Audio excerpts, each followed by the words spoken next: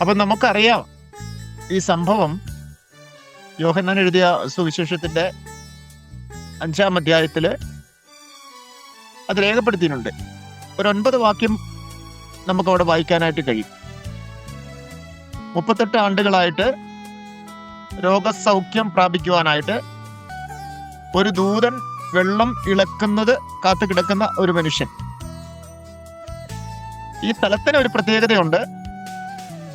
ഈ സ്ഥലം യെരൂശലേമിന്റെ മതിലിലുള്ള വാതിലുകളിൽ ഒരു വാതിൽക്കലാണ് ഈ സംഭവം നടക്കുന്നത്. അതിന് ആട്ടുവാതിൽ എന്നാണ് അവിടെ പേര് പറഞ്ഞിരിക്കുന്നത്. അവിടെ ബെഥെസ്ത എന്ന എബ്രായ പേരിൽ അറിയപ്പെടുന്ന ഒരു കുളം ഉണ്ട്. ഈ കുളത്തിൽ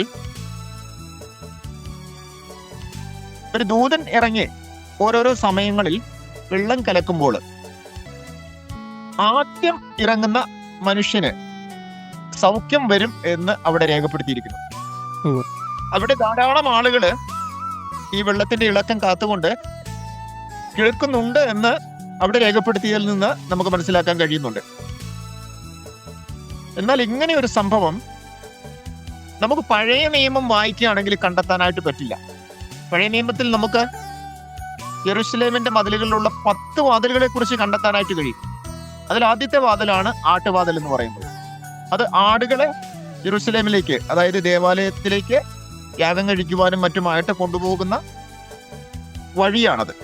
എന്നാൽ അവിടെ 5 മണ്ഡപങ്ങൾ, അതിന് 5 മണ്ഡപങ്ങളുടെ ഇടയിലായിട്ട് ഒരു കുളമുണ്ട്.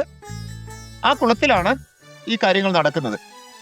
പഴയ നിയമം വായിക്കുന്ന ഒരാൾക്ക് ഇങ്ങനെ ഒരു സംഭവം നമുക്കിവിടെ കാണാൻ പറ്റില്ല. പുതിയ നിയമത്തിലേക്ക് വരുമ്പോൾ ഒരു പുതിയ കാര്യമാണ് അവിടെ നമ്മളെ പറഞ്ഞു മനസ്സിലാക്കുന്നത്. വാസ്തവത്തിൽ നമുക്കറിയാം, ന്യായപ്രമാണ പുസ്തകം നമ്മൾ വായിക്കുമ്പോൾ സങ്കീർത്തനങ്ങളില് 119 അവിടെ ഇങ്ങനെ പറയുന്നുണ്ട്. അതിന്റെ 18-ാമത്തെ വാക്യത്തിലാണ്, നിന്റെ ന്യായപ്രമാണത്തിലെ അത്ഭുതങ്ങളെ കാണുവാൻ ഞങ്ങളുടെ കണ്ണുകളെ തുറക്കണമേ.